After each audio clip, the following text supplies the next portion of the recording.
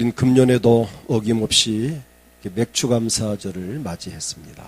2016년 상반기 동안 우리의 삶을 지켜주시고 복을 주신 하나님께 늘 감사를 하지만 오늘은 또 다른 날과 달리 특별히 감사 예물을 드리면서 감사하는 참 뜻깊은 날입니다. 오늘 본문 말씀 가운데에서 13절을 보게 되면 우리 하나님이여 이제 우리가 주께 감사하오며 이런 고백을 합니다.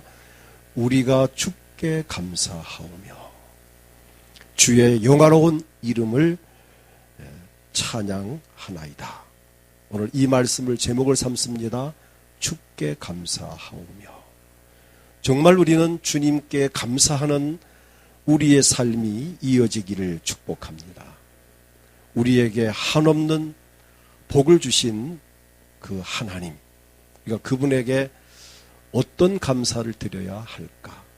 오늘 저는 크게 세 종류의 감사를 말씀을 드리려고 합니다. 첫째는 평범한 감사입니다. 일상생활에서의 감사죠. 이름 그대로, 글자 말한 그대로 평범한 감사. 해와 달과 별을 주시고 맑은 공기를 주시고 철따라 비를 내리시어서 이렇게 만물이 자라게 하시고 지금 많이 가물었는데 이렇게 비를 며칠 동안 내리셔서 농부들이 아주 흡족해하는 이런 것을 상상해 봅니다. 이렇게 우리가 살아갈 수 있도록 삶에 편리한 모든 자연적인 것들을 허락하시는 그 하나님께 우리는 감사를 드리는 시편 136편 8절로 9절을 보면 해로 낮을 주관하게 하시고 달과 별들로 밤을 주관하게 하시는 하나님께 감사하라 이렇게 말씀을 합니다. 자, 이런 일상적인 감사는 피조물인 인간이 조물주에 대한 예의입니다. 햇볕과 비를 주시고 맑은 공기를 마시게 하시고 우리에게 필요한 모든 것들을 채우시는 그 하나님에 대한 그러니까 조물주에 대한 피조물로서의 예의를 지키는 것이 바로 이 감사입니다. 자, 이러한 일상적인 감사를 드릴 때에 비록 평범한 감사이지만 그 감사로 인해서 하나님께는 영광이 되고 본인의 마음에는 기쁨과 즐거움이 넘치면서 시너지 효과가 있는데 감사하는 그 삶 속에는 원망과 불평이 사라진다고 하는 사실입니다. 감사하면서 원망할 수 없잖아요. 감사하면서 불평을 동시에 감사도 하고 불평도 그럴 수는 없습니다. 감사하는 순간은 원망과 불평이 사라지게 되고 또 원망과 불평을 피할 수 있습니다. 자, 원망과 불평을 피하면 어떤 효과를 가져오느냐? 야고보 5장 9절을 보면은 형제들아 서로 원망하지 말라. 그리하여야 심판을 면하리라. 어떤 경우도 원망하지 않아야 된다. 당신 때문이야, 너 때문이야, 누구 때문이야 라고 하는 이 원망은 하나님이 기뻐하지 않습니다. 그 원망은 심판을 가져옵니다. 그래서 원망하지 말라고 야고보 5장 9절에서 말씀을 합니다. 우리가 감사하는 그 삶 속에는 행복이 있습니다. 여러분 아마 대부분 다 보신 기억이 있겠지만 그 밀레라는 화가가 그린 그 만종, 밀레가 그린 그림 중에 이삭 죽기도 유명하지만 그 중에 이 만종이란 그 그림이 참 유명합니다. 해질녘에 두 부부가 마주서서 교회의 종소리를 들으면서 그 들판에서 하나님 앞에 그 기도하는 그 모습, 감자를 캐다가 교회 종소리가 들리니까 일손을 멈추고 하나님 앞에 그 부부가 마주서서 기도하는 그 모습은 정말 아름답습니다. 거기에는 몇 가지의 메시지가 담겨져 있습니다. 노동의 신성함, 부부가 함께 밭에 나가 들에 가서 일을 한다는 것, 노동의 신성함과 또 부부가 함께 마주서서 손을 모으고 기도하는 그 부부의 사랑, 서로 참 마음을 맞추어서 참 기도하는 그런 사랑하는 마음과 또 거기에서는 하나님 앞에 감사하는, 기도의 대상이 하나님이니까 하나님께 감사하는 종교적인 그 모습을 거기서 볼 수 있습니다. 그 그림을 가만히 보면 그 그림 자체가 행복합니다. 보기만 해도 거기서 가정을 느끼고 부부의 정을 느끼고 노동의 신성함을 느끼게 되고 또 하나님의 그 깊은 사랑을 느낄 수 있고 거기에 대한 강한 메시지는 감사. 그 부부가 무슨 기도했을까요? 하나님, 그림이 나와 있는데 얼마나 하나님 이렇게 아름다운 땅을 주셔서 감사합니다. 이렇게 내가 농사를 짓게 하셨으니 감사합니다. 지금 잘 보면 밑에 그 감자를 캐서 담아놓은 바구니가 보입니다. 쇠스랑이 보이고 옆에 또 구루마가 있고 하나님 이렇게 일할 수 있는 건강 주심을 감사합니다. 환경 주심을 감사합니다. 아마 여기에는 그 부부의 진솔한 그 감사를 드리는 기도가 아닐까. 우리 보기만 해도 행복합니다. 오늘 저나 여러분 삶 속에 이러한 그 일상적인 감사, 그야말로 이 평범한 감사, 이 평범한 감사가 우리 삶 속에 참 이어질 수 있기를 축복합니다. 성경은 말씀합니다. 범사에 감사하라. 데살로니가전서 5장 18절 보게 되면 범사에 감사하라. 이것이 그리스도 예수 안에서 너희를 향하신 하나님의 뜻이니라. 범사에 감사하라. 난 감사할 게 없는데 아닙니다. 곰곰이 한번 생각해 보십시오. 모든 것이 감사할 일들입니다. 유명한 설교가, 영국의 유명한 설교가 스펄천이 이런 말을 했습니다. 우리에게 촛불을 주신 은혜에 감사하면 하나님께서 별빛을 주실 것이고, 우리에게 별빛을 주신 하나님께 감사하면 하나님께서 달빛을 주실 것이고, 또 우리에게 달빛 주신 은혜를 감사하면 하나님께서 햇빛을 주실 것이다. 그리고 우리에게 햇빛 주신 하나님께 감사를 드리면 하나님께서는 별빛도 달빛도 햇빛도 필요가 없는 영원한 빛의 나라로 우리를 천국으로 인도해 주실 것이다. 이 평범한 감사, 이 평범한 감사 속에서 그 감사를 늘 하다 보면 그 감사가 점점 진전됩니다. 더 큰 감사로 이어지게 됩니다. 제일 처음에는 촛불이 함께 타오르는 걸 보면서 하나님 이렇게 촛불을 밝혀서 내가 이렇게 불편하지 않게 하시니 감사합니다. 촛불 주신 정도에 감사했는데 감사하다 보니까 별빛, 달빛, 햇빛, 나중에는 천국 찬란한 영광의 나라까지 참 들어갈 수 있는 그 은혜를 주신 그 하나님의 은혜가 깨달아진다는 것이 얼마나 복된 일입니까? 오늘 이 순간도 우리가 코로 숨을 쉴 수 있다는 것 얼마나 감사합니까? 지금 여러분이 이 앞에 있는 담임 목사를 눈으로 볼 수 있다는 것, 들을 수 있다는 것, 여기까지 걸어올 수 있다는 것 얼마나 감사합니까? 내 곁에 사랑하는 성도들이 함께 앉아 있다는 것 얼마나 감사합니까? 자, 이런 삶에 대해서 늘 감사하는 이 평범한 감사지만은 평범한 감사가 놀라운 기적을 이루게 되고 우리를 행복한 삶으로 이끌어갈 수 있습니다. 그 다음 두 번째는 당연한 감사라고 저는 표현을 해봤습니다. 당연한 감사는 받은 바 은혜에 대한 감사를 의미합니다. 나에게 베풀어 주신 은혜에 대한 감사. 좋은 예를 든다면 누가복음 17장 11절로부터 19절을 보게 되면 10명의 나환자가 예수님께 찾아와서 예수님 우리의 병을 고쳐주십시오 라고 이야기합니다. 소리를 높여서 이르되 예수 선생님이여 우리를 불쌍히 여기소서 하면서 애원을 합니다. 예수님이 그들을 불쌍히 보시고 알았다. 너희들의 몸을 제사장을 찾아가서 보여라.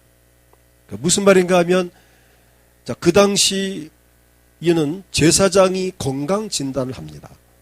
나 환자가 발생하면 그 나 환자를 성으로부터 쫓아내서 격리시켜서 밖에 살게 하고 또 혹시 어떻게 그 병이 나으면 제사장에게 건강 진단을 받고 건강하다 확인증을 받아가지고 성 안에 들어와 단체 생활을 할 수 있었습니다. 예수님이 너희들이 제사장에게 가서 너의 몸을 보이라. 진단을 받았는데 가는 도중에 그들의 병이 깨끗하게 나았습니다.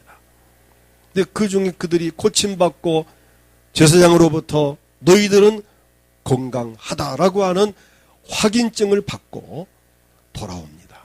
근데 그 중에 9명은 집으로 돌아갔고 그 중에 한 사람이 예수님을 찾아와서 예수님 감사합니다. 제가 깨끗함을 받았습니다라고 감사를 드렸습니다. 엎드려서 감사를 드렸습니다. 자, 여기서 우리는 이 감사는 당연한 감사죠. 그 무서운 나병을 고침받았으니 얼마나 감사합니까? 당연한 감사합니다. 근데 중요한 것은 9명은 이 당연한 감사마저도 안 했다고 하는 사실입니다. 오늘 나는 이 10명 중에 9명에 속하는가 1명에 속하는가를 한번 자신을 돌아볼 필요가 있습니다. 고침받았으면 고쳐주신 예수님께 찾아와서 예수님 감사합니다라는 이 감사의 표현을 하는 것이 당연함에도 불구하고 그 당연한 감사마저도 하지 않는 이 모습을 주님은 보시면서 섭섭하게 여기셨습니다. 그래서 예수님께서 말씀합니다. 10사람이 깨끗함을 받지 않았느냐? 예, 그렇습니다. 그런데 9은 어디 있느냐? 예수님께서 9명을 찾았습니다. 난 9명도 내게 와서 그래도 감사하다는 한마디는 할 줄 알았는데 그냥 돌아갔구나. 이때 예수님 마음은 섭섭했습니다. 다행스럽게 그 중에 한 사람이라도 와서 예수님에게 참 감사를 표시한 것이 참 다행한 일이었습니다. 오늘 여기서 우리 주는 교훈이 뭐지요? 이 감사야말로 9대 1의 감사입니다. 10%의 감사입니다. 이게 남의 이야기가 아닙니다.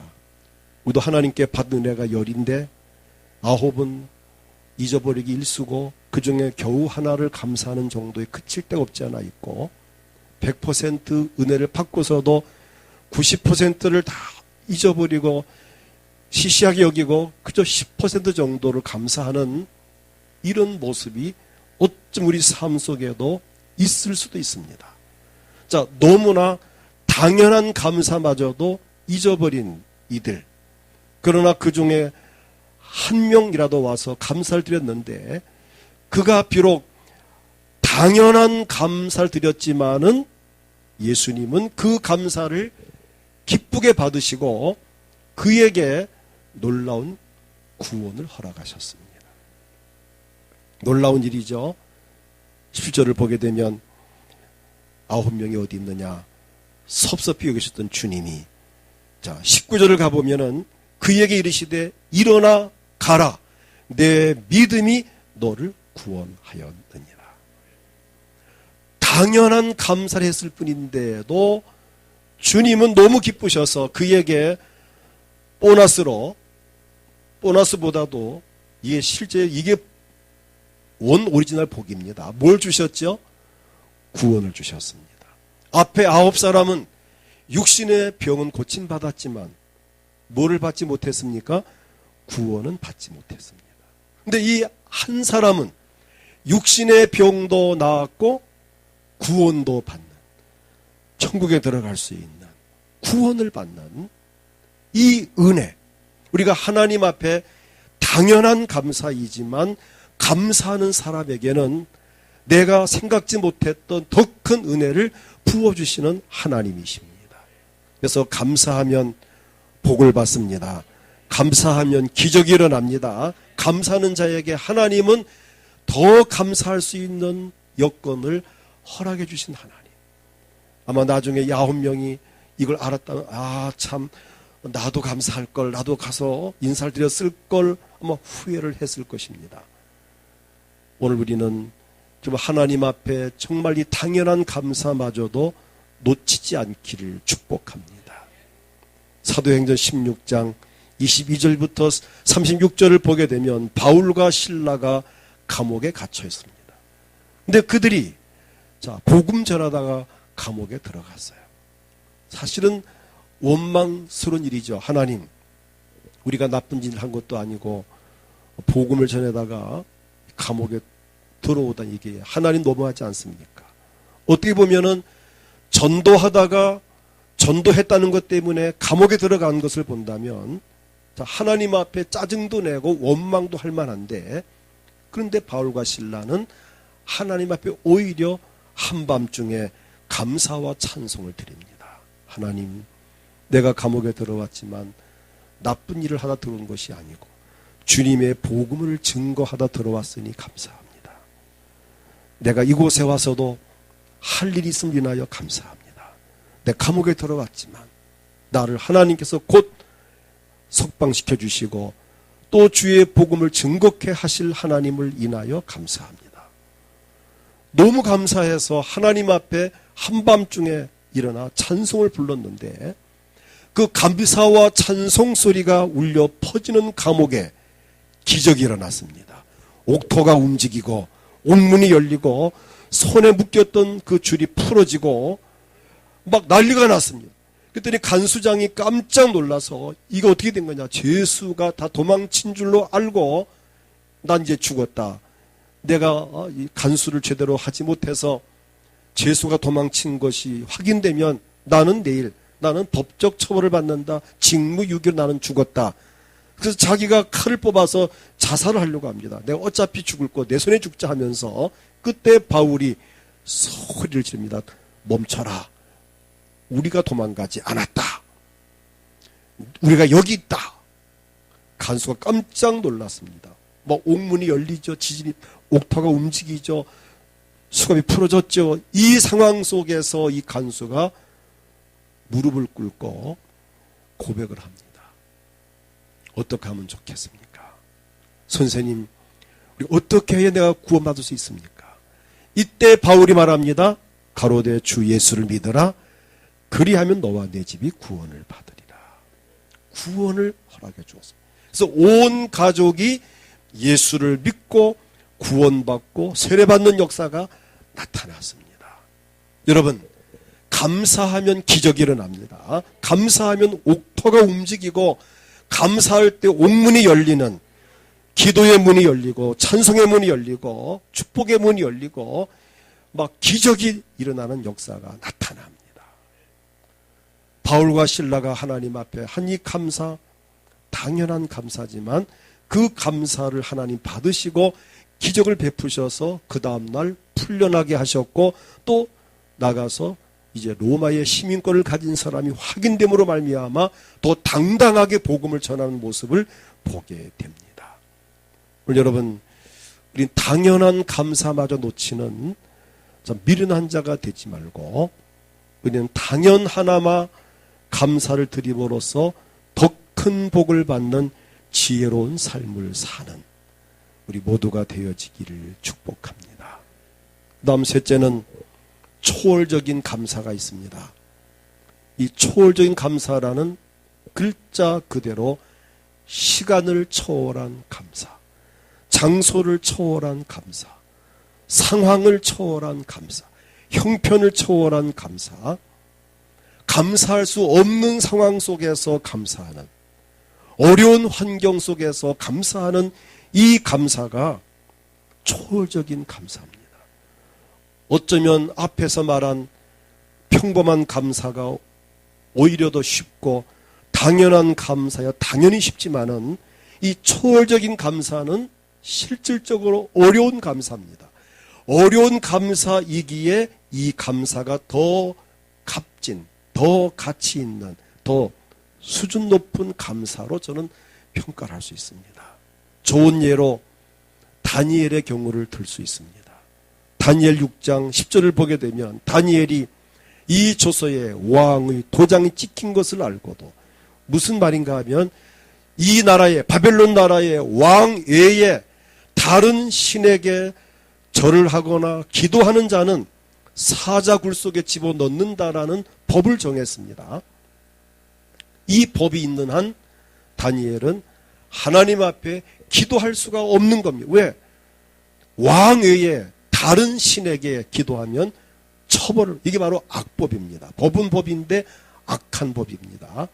다니엘을 정치적으로 죽이기 위해서 만든 그 경쟁자들이 만든 악법입니다. 근데 다니엘은 이 사실을 알면서 내가 기도하면 고발을 당하고 내가 사자굴 속에 던짐받을 것을 알면서도 자기 집에 돌아가서는 퇴근하고 돌아가서 윗방에 올라가 예루살렘을 향한 창문을 열고 전에 행하던 대로 하루 3번씩 무릎을 꿇고 기도를 하면서 하나님께 감사하였습니다. 하나님 감사합니다. 내가 이곳에 포로 잡혀왔지만 이 나라의 총리가 되게 하신 것을 감사하고 우리 민족이 이 땅 위에서 안정되게 살게 하심을 감사하고 이제 하나님 때가 되면 우리를 다시 예루살렘으로 회복시켜 돌아가게 하실 것을 감사합니다. 뭐 여러 가지 감사를 드렸겠죠. 하나님 앞에 감사를 드렸는데 문제가 생겼습니다. 법을 어겼다는 것 때문에 다니엘은 체포됩니다. 고발을 당합니다. 왕에게 보고가 되었습니다. 왕이 와서 다니엘아, 이제라도 내가 기도하는 것을 금할 수 없느냐? 왕이여, 아닙니다. 나는 내가 사자굴에 던짐받더라도 저는 기도를 안 할 수 없습니다. 결국 다니엘은 사자굴 속에 던져졌습니다. 그렇지만 하나님은 이 감사하다가 기도하다가 사자굴에 던짐받은 다니엘을 그냥 두지 않았습니다. 다니엘 6장 22절을 보게 되면 나의 하나님이 이미 그의 천사를 보내어 사자들의 입을 봉하셨으므로 사자들이 나를 상해하지 못하였사오니, 하나님이 사자의 입을 봉하셔서 다니엘을 해치지 못하게 하셨습니다. 이것이 바로 기적입니다. 감사하면 기적이 일어납니다. 위험한 순간을 감지하면서 하루 3번씩 하나님 앞에 감사하며 기도한 다니엘에게 하나님은 큰 복을 주셔서 그 일로 인해서 왕에게 신임을 얻게 되고 총리 3사람 중에 으로 높임받게 되고 왕이 온 나라에 조서를 내려서 모든 백성들은 다니엘의 하나님을 섬길지어다라고 온 나라의 공식적인 전도가 되는 기적이 일어났습니다. 다니엘 3친구 사드락과 메삭, 아벳느고 역시 마찬가지. 다니엘 3장 17절부터 18절을 보게 되면 이들도 금 신상 앞에 절을 하지 아니한다는, 느부갓네살 왕이 세운 신상 앞에 절하지 않는다는 것 때문에 풀무불에 던짐받는 벌을 받게 됩니다. 그때 왕이 너희들이 이제라도 멈출 수 없지 않느냐, 이제라도 내가 만든 신상에 절할 수 있지 않, 절하면 내가 살려주겠다라고 말을 하지만 이 3친구는 우리는 그럴 수 없습니다. 다니엘 3장 17절을 보게 되면 왕이여, 우리가 섬기는 하나님이 계시다면 우리를 맹렬히 타는 풀무불 가운데서 능히 건져내시겠고 왕의 손에게서도 건져내시리이다. 그 다음 이야기가 중요합니다. 18절 보면 그렇게 하지 아니하실지라도, 그리하지 아니하실지라도, 하나님 우리를 살려주지 아니하실지라도 우리는 왕의 신들을 섬기지 아니하고 왕의 세우신 금신상에게 절하지 아니할 줄을 아옵소서. 단호하게 거절합니다. 목숨을 건 이들, 하나님의 은혜가 감사해서 하나님을 버릴 수 없는 이들, 자, 그들이 그 죄값을, 그 벌로 인해서 결국에는 풀물 가운데 던짐을 받지만 하나님이 그들을 지켜주셨습니다. 다니엘 3장 28절부터 보게 되면 그들이 던짐 받았지만 하나님이 천사를 보내어서 그들을 지켜줌으로 말미암아 그들은 머리털 하나 상하지 않는 복을 받았습니다. 이것이 바로 감사의 위력입니다. 이것이 바로 초월적인 감사입니다. 감사할 수 없는 상황에서 감사하는, 내가 가난하고 어렵고 힘들고 바쁘고 몸도 약하고 피곤하고 내가 모든 상황이 여의치 않지만 그래도 내가 하나님 앞에 감사하리다.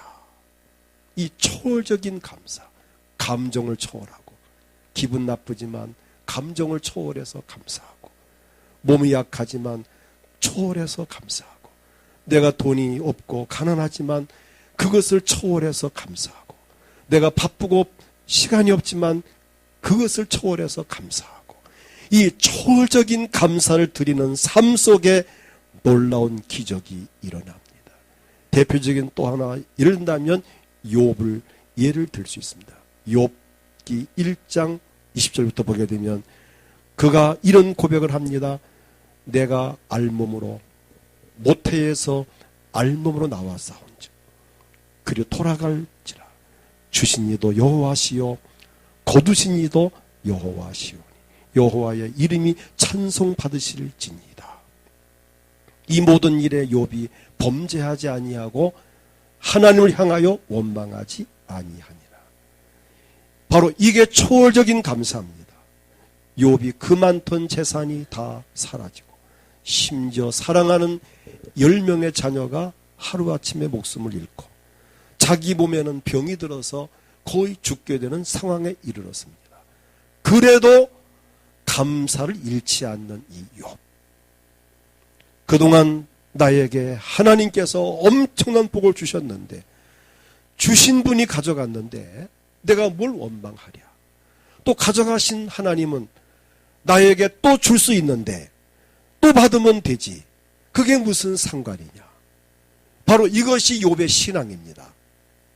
이 욥의 초월적인 그 믿음의 감사가 어떤 복을 누리게 됩니까? 욥기 42장 10절을 보게 되면 욥이 그의 친구들 위하여 기도할 때 여호와께서 욥의 곤경을 돌이키시고 여호와께서 욥에게 이전 모든 소유보다 갑절이나 주신지라. 잃어버린 것에 갑절을 주셨습니다.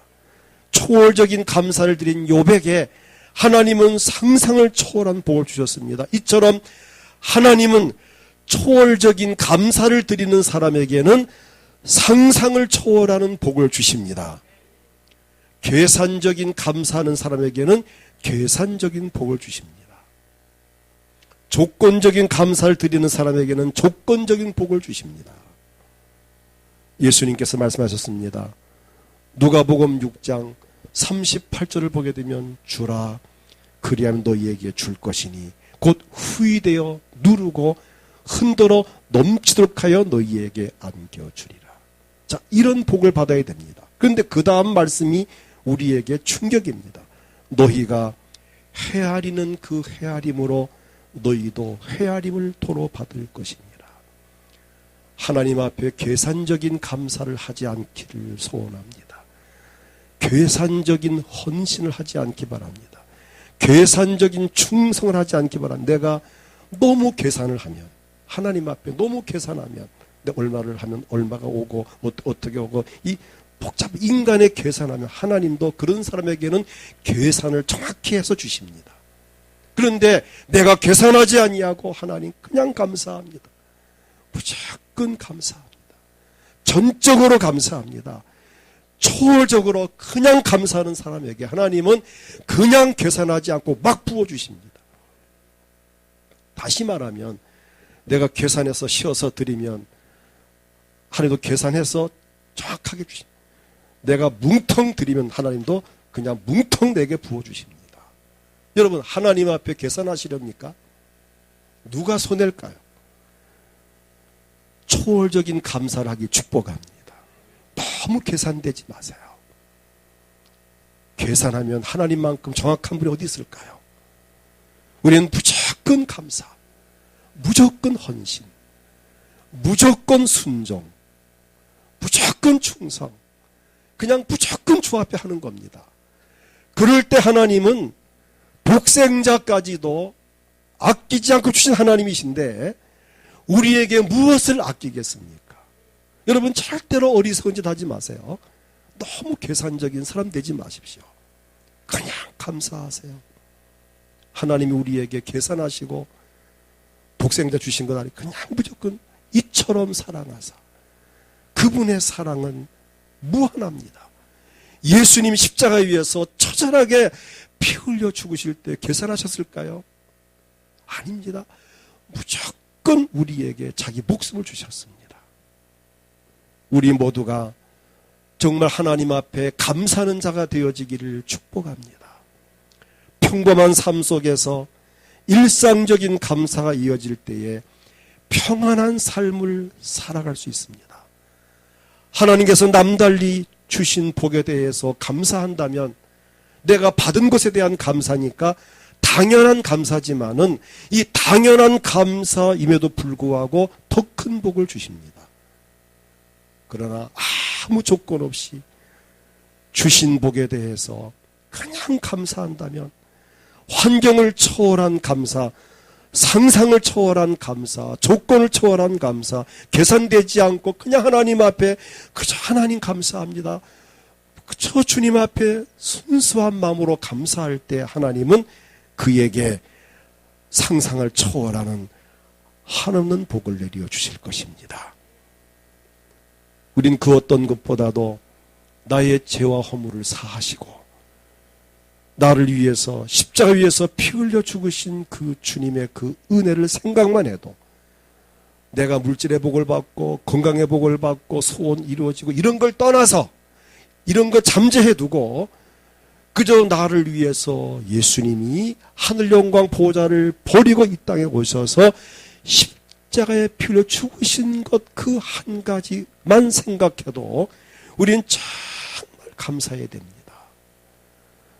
그 하나님 앞에 우리가 정말 감사할 때 초월적인 감사 속에 상상을 초월한 복을 부어주실 것입니다. 우리에게 하나님은 2016년 살아오는 동안 불경기다, 어렵다, 힘들다 하는 이런 상황 속에서도 우리에게 하나님은 먹을 것 주셨고 입을 것 주셨고 우리의 삶을 지켜주시고 도와주셔서 오늘도 건강한 몸으로 이 자리에 앉아 하나님께 예배할 수 있다는 것이 얼마나 감사하고 행복합니까? 우리 하나님은 남은 6개월 동안 후반기 동안에도 변함없이 저나 여러분을 사랑하실 것입니다. 우리에게 하는 복을 내리실 것입니다. 지금까지도 함께 하신 하나님이 이제 와서 우리를 외면하거나 버릴 뿐이 아닙니다. 우리가 주를 떠나지 않는 한, 내가 주를 버리지 않는 한, 내가 주님의 음성을 외면하지 않는 한 주님은 우리를 절대 놓치지 않습니다. 사랑으로 안아주시고 품어주시고 한량없는 복으로 부어주시는 하나님, 넘치고 흔들어 넘치도록 안겨주는 우리 하나님이십니다. 우리에게 이런 은혜의 삶을 살게 하시려고 지금도 여전히 보혜사 성령으로 오셔서 우리를 돕고 계시니 얼마나 감사합니까?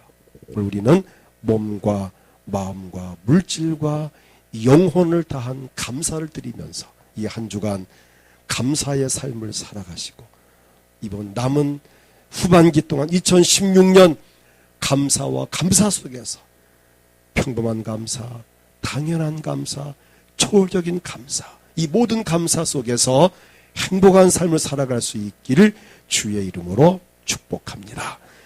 이 시간 하나님 앞에 우리 모두가 합심해서 기도하기 원합니다. 하나님, 나에게 햇볕과 비를 주시고 내 생명 연장해 주셨고 호흡을 주시고 살아가게 하시니 감사합니다. 또 남달리 나를 사랑하셨고 복 주셨고 은혜 주심을 감사합니다. 오늘 우리가 하나님 앞에 평범한 일상적인 감사와 주신 것에 대한 당연한 감사와 상상을 초월하는 모든 상황과 시간과 환경을 초월하는 초월적인 감사를 드릴 수 있는 감사하는 마음과 감사의 기름 부음을 주시고, 우린 원망과 불평이 아닌 짜증과 또한 그 마음의 불만이 아닌 정말 하나님 앞에 감사하면서 남은 생을 살아갈 수 있는 믿음을 주시고 은혜를 주시고 감사를 통한 기적이 내 삶에 이루어지게 하옵소서. 하나님 감사합니다. 다 같이 합심해 기도하겠습니다. 주여.